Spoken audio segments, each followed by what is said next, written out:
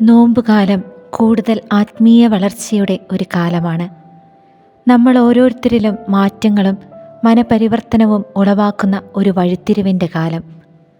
പാമ്പ് അതിൻ്റെ പടം പൊഴിക്കുന്നത് പോലെ, വൃക്ഷങ്ങൾ അതിൻ്റെ ഇലകൾ കൊഴിക്കുന്നത് പോലെ പഴയ മനുഷ്യനെ ഉരിഞ്ഞുകളയുവാൻ കർത്താവ് ക്ഷണിക്കുന്ന കാലമാണിത്. ശരീരത്തിലും മനസ്സിലും ആത്മാവിലുമെല്ലാം പുതുചൈതന്യം നിറച്ചു നിർത്താൻ ദൈവം ഒരുക്കുന്ന ഒരവസരം. ദൈവസ്നേഹത്തിലും പരസ്നേഹത്തിലും നിന്ന് നാം വ്യതിചലിച്ച് പാപത്തിൻ്റെ കുഴിയിൽ വീഴുമ്പോൾ നമ്മിൽ നിന്നും ദൈവം ഒന്നു മാത്രമേ ആഗ്രഹിക്കുന്നുള്ളൂ: നമ്മുടെ ആന്തരികമായ ചലനം.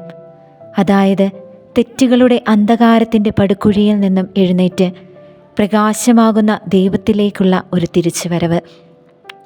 മിശിഹായെ അനുഗമിക്കുന്നവരെല്ലാം പ്രാർത്ഥിക്കാൻ കടപ്പെട്ടവരാണ്. ശ്വസിക്കാതെ ജീവിക്കുന്നവനെ പോലെയാണ് പ്രാർത്ഥിക്കാതെ ജീവിക്കുന്നവൻ.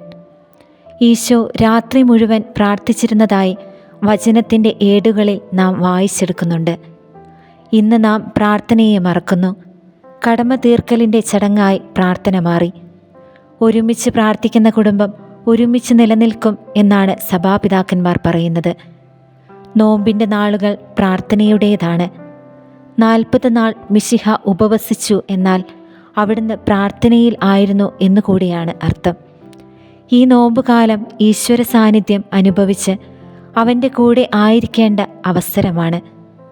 ഒരു പുഴു തൻ്റെ രൂപാന്തരീകരണത്തിൻ്റെ കാലഘട്ടത്തിലൂടെ മറ്റൊരു രൂപമായ ചിത്രശലഭമായി മാറുകയും ഒരു മെഴുകുതിരി ഉരുകി തീരുന്നതുവരെ മറ്റുള്ളവർക്ക് പ്രകാശം നൽകുന്നത് പോലെയും ക്രൈസ്തവരായ നാം ഓരോരുത്തരും ഒരു രൂപാന്തരീകരണത്തിലൂടെ സഞ്ചരിച്ച് മറ്റുള്ളവർക്ക് ഒരു വഴികാട്ടിയാകാൻ വിളിക്കപ്പെട്ടവരാണ്.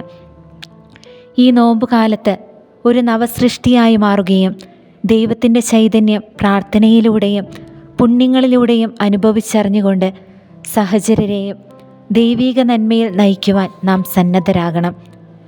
ഈ ലോകത്തിൻ്റെ സുഖലോലുപതകളിൽ മുഴുകി ആത്മാവിനെ നശിപ്പിക്കാതെ കാരുണ്യത്തിൻ്റെ ആൾരൂപമായ ക്രിസ്തുവിനെ മുറുകെ പിടിച്ച് ഉപവാസത്തോടും പ്രാർത്ഥനയോടുകൂടി ദൈവീക പരിപാലനയിൽ ആയിരിക്കാൻ ഈ നോമ്പുകാലം നമ്മെ അനുഗ്രഹിക്കട്ടെ.